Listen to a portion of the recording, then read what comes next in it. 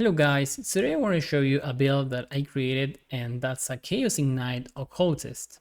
But first, I want to show you the strengths of the build by doing a map, intentionally adding a lot of monsters using growing hordes, using some of these guild scarabs and a T16 map, and of course this is a wandering path with the all increased mod modifiers. The current state I have here is a more budget version of the build. This is just a proof of concept of the build. For example, you can see that the replica Dragon Fang isn't from the Ethereal Knives. I'm using it because it has some reservation and because of the reduced achievements requirements. Okay, so let's do it. I'm gonna add a map and 4 of these scarabs so we can fit to the growing hordes. Let's go.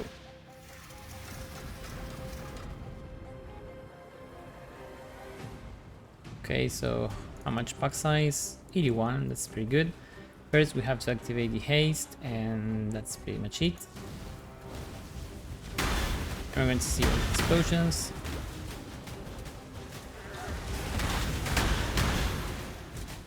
I can also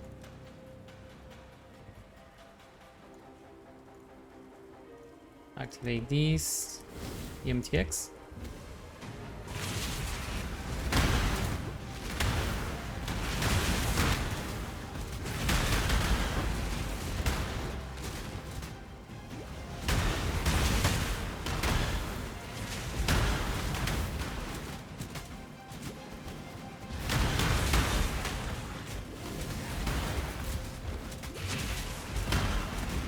As you can see, we have the Profane Bloom explosions, we have the Night Proliferation,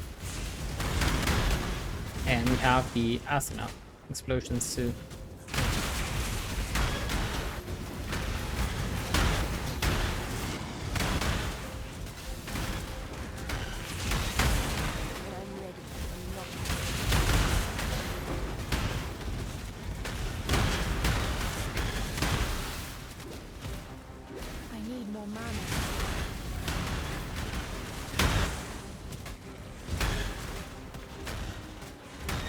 We are going to activate the Legion.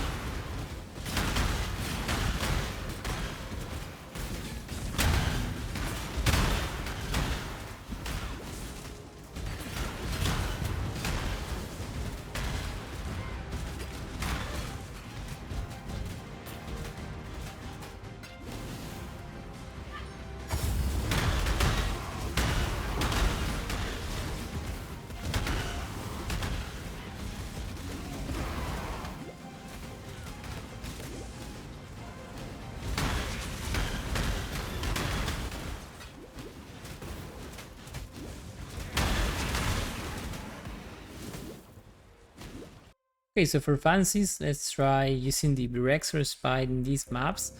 I don't think we are even... Okay, we are capped. Oh, because of the corruption. Because this transfers the ignites to our enemies, so let's see how this looks like.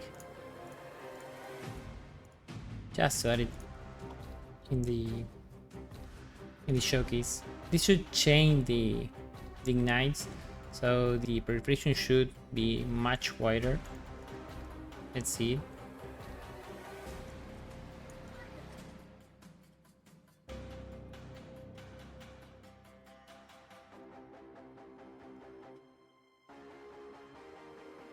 Wow, that's chain.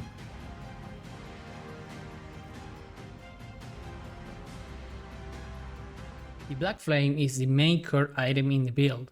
What it does is that it makes your ignites to deal chaos damage instead of fire. It is important to note here that you're still doing fire damage, but the enemies are actually taking chaos damage. This was a very interesting scenario while creating the build, because this means that any source of increased chaos damage won't work with the build, because we're essentially dealing fire damage in the front end, but instead modifiers like increased burning damage, increased fire damage, increased fire dot, etc. are going to work to deal more damage. But in the other hand, any debuff on enemies will need to be the chaos ones, because the enemies are taking chaos damage. So for example, the flammability curse that decreases the fire rest on the enemies won't work with our build, but the despair curse will work just normally. Now let's see the main properties of the build before going deep into the gear. First, starting with the defenses, we have the 33k evasion, and with the Watcher side mod for the Grace, we were almost capped for the attacks. Then we have a decent amount of armor that gives us a total of 33% of physical reduction. Then we are almost capped for the spell suppression. Then we are using Mom to mitigate some of the damage going for the mana, since we are using Eldritch Battery, that damage is actually going to be taken from the energy shield. Then we are element immune thanks to the Storm Shroud. Then we have the chaos resisting capped. Then we have life and energy shield on kill as our main source of sustain. Then we are double cursing, we are actually triple cursing, but for the defenses we are double cursing with Enfeeble and Temperate Chains.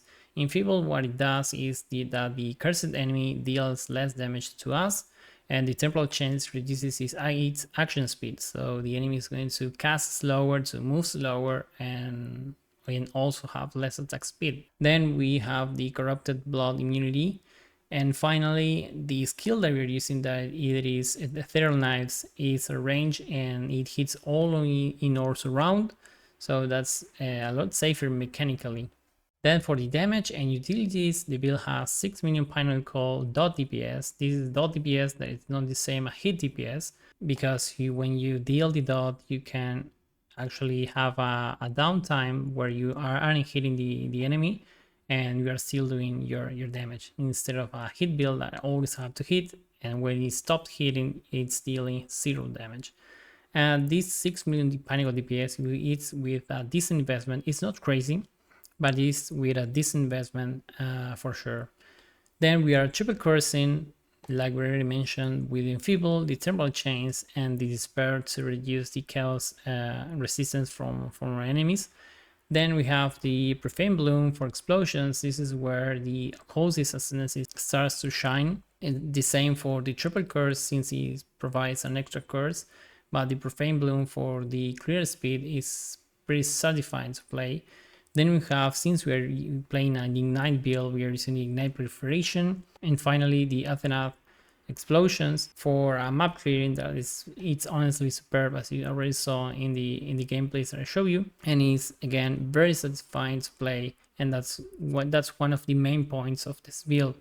And finally, a white clear thanks to the Ethereal Knives Helm Enchantment that we hit in all the area in our screen, making it safer and also not requiring you to aim anywhere.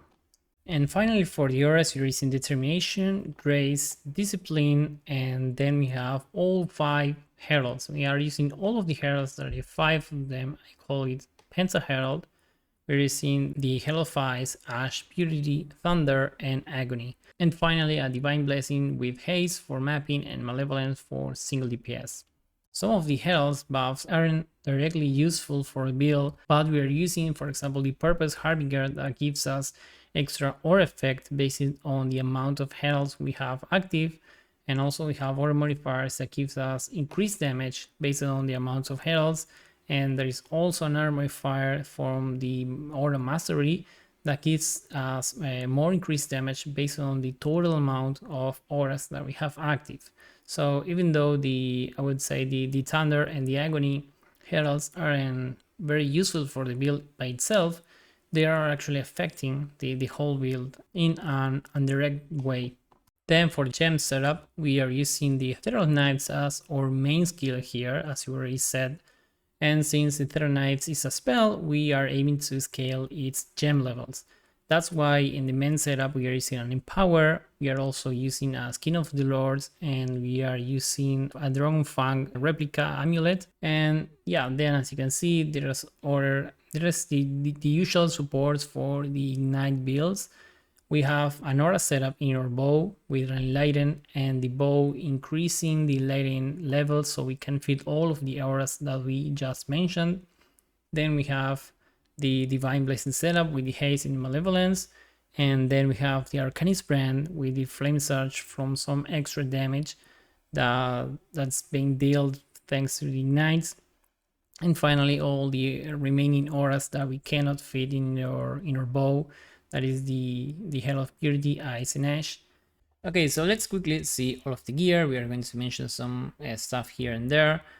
And let's start with the bow. The bow is actually pretty damn standard for the Ignite builds. The most important mods here are the +1 level to the socketed gems and +2 level for the socketed support gems. This is to increase the enlightened support gems to give more mana reservation for our auras, since we have an aura setup in our bow. Then for the Quiver, we have that's basically the feast damage as another element, or that can be an element or chaos. Then life and some stats, that's pretty much it. Then for the helmet, we have a helmet with some suppression, life, resistances, and this is mandatory to have both of these mana restoration efficiencies of the skills to fit all of our auras. And also the Ethereal Knife's fire projection circle.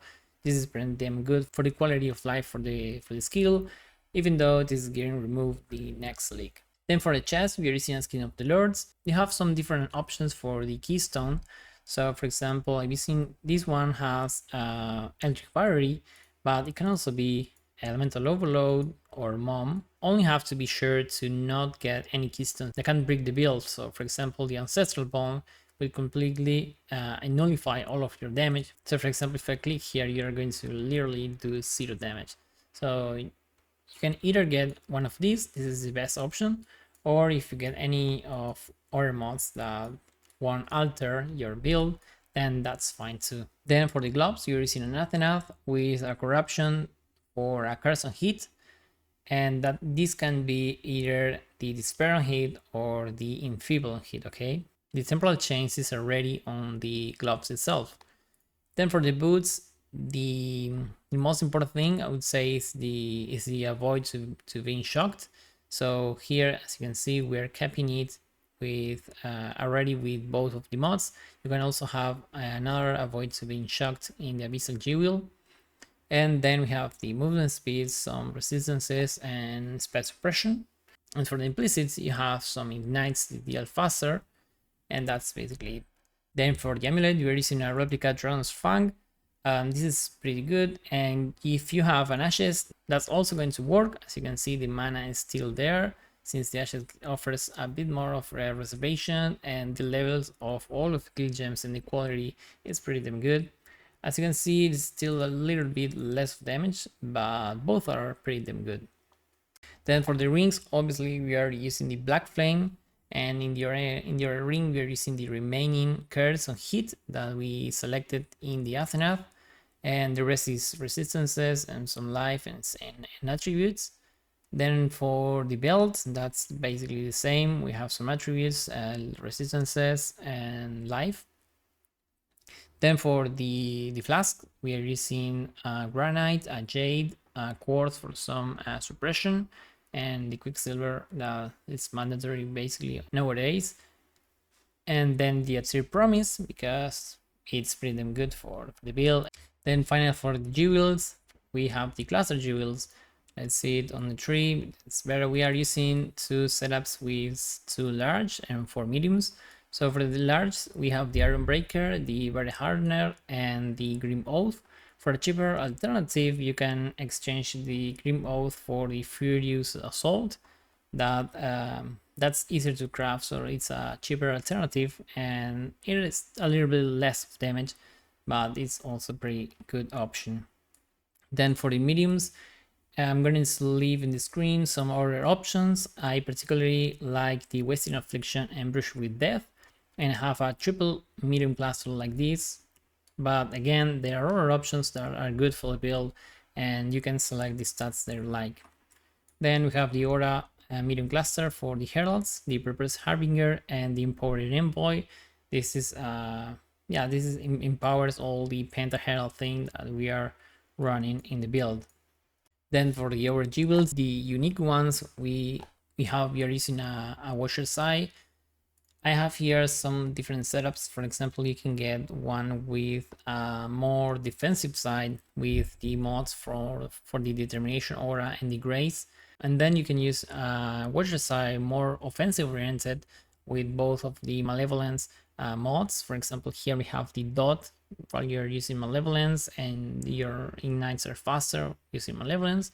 This is a lot of damage. And also you have the option to run a more hybrid approach with some of the defensive, either from the Grace or the Determination, and another from the Malevolence. This is all based on the prices and what you can find in the trade site at the moment. So let's see the damage here, 6.6 millions. That's a lot more compared to these, that's 6. Then we're using the Forbidden Flame and the Forbidden Flesh for the Shaper of Flames, so we can ignite. And finally, for the unique G wields, the Storm Shroud, so we are elemental immune thanks to the avoidance to shock we have in your bots. For the rare G wields, we are using this is very canon for ignite builds. We have the faster ignites, the max life percentile, and then you can add the damage, the dot multiplier on top. That's already a pretty damn good G wield. And if you can get a jewel with some other stats like strength or dexterity or any of the resistances, that's going to be pretty damn good too. And finally, for the Ascendancy, we are an Occultist, and we have Profane Bloom, we have an extra curse node, and this is some more damage oriented node for the chaos. This reduces the chaos damage, and this is our source for inflicting the weird. We can also have a setup with totems, but I think it's not necessary since the damage is already pretty damn good. And guys, that's basically it. I enjoyed a lot building and playing with the build, where the theme of dealing chaos ignites was very appealing to me. And yeah, that's it, and hope you liked the video, and see you guys in the next one. Bye.